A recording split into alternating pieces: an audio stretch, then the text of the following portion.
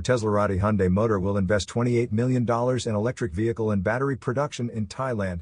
The country's Board of Investment approved Hyundai Mobility Manufacturing's application.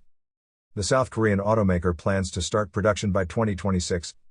They will build an assembly plant in Samut Prakan Province, near Bangkok. Thailand recently introduced new EV subsidies under the EV 3.5 package, effective from 2024 to 2027. Electric passenger cars priced under $58,000 with a battery capacity of at least 50 kilowatt-hours will receive subsidies between $1,450 and $2,900 per unit. Those with less than 50 kilowatt-hours will get $580 to $1,450 per unit. Electric pickup trucks priced under $58,000 with a 50 kilowatt-hours battery will also get subsidies between $1,450 and $2,900 per unit.